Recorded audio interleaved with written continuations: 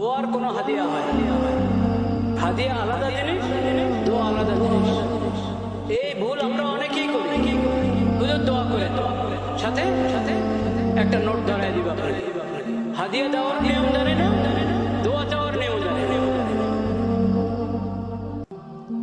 হাদিয়া দেওয়ার নিয়মও জানে না, দোয়া চাওয়ার নিয়মও জানে।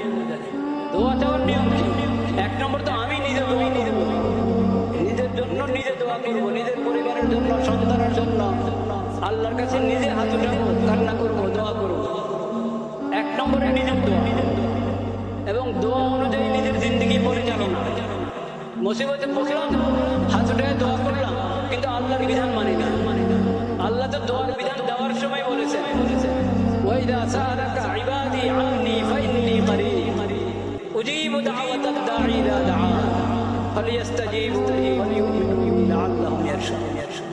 আমি তোমাদের দোয়া সাড়া দিব, তোমাদের দোয়া কবুল করব, তোমরাও আমার ডাকে সাড়া দাও। আমি যে তোমাদেরকে বিধান দিয়েছি, ইয়া আইয়ুহাল্লাযীনা আমানু, হে ঈমানদারগণ, হে আমার বান্দারা, এইভাবে আমি কোরআনে তোমাদেরকে ডেকে ডেকে বলেছি না বলিনি? বলেছি। এই আমল করো এবং এই পাপ ছাড়ো। তোমরা আমার ডাকে সাড়া দাও। আমরা এখানে আল্লাহকে দোয়া করবো আর আল্লাহ আমাদের দোয়া শুনতে থাকবেন। আল্লাহর ডাকে আমাদের সাড়া দিতে হবে না, নাউযুবিল্লাহ। এই একতরফা কারবার চলে না। নিজের দোয়া নিজে করতে হবে এবং আল্লাহর ডাকে সাড়া দিতে হবে। 3 নম্বরে হলো আপনি কারো কাছে দোয়া চাইবেন, হুজুর আমার জন্য একটু দোয়া করেন, ভাই আমার জন্য একটু দোয়া করেন। আমাদের নবীজি সাল্লাল্লাহু আলাইহি ওয়াসাল্লাম দোয়া চেয়েছেন। ওমর রাদিয়াল্লাহু তাআলা আমরা যাচ্ছিলেন, সেই ঘটনা নবী সাল্লাল্লাহু আলাইহি ওয়াসাল্লাম বলেছেন, আমাকে তোমার দোয়া আমাকে স্মরণ রাখো।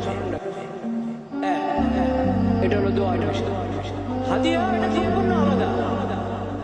হাদিয়া দিবেন, হাদিয়া মুহাব্বতের জন্য, ইকরাম হিসাবে দেওয়া হয় একজনকে, মুহাব্বতের দাবিতে।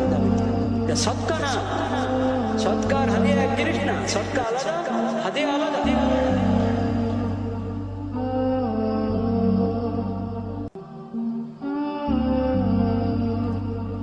হাদিয়া এটা মুহাব্বতের ভিত্তিতে, ইকরামের জন্য পেশ করা।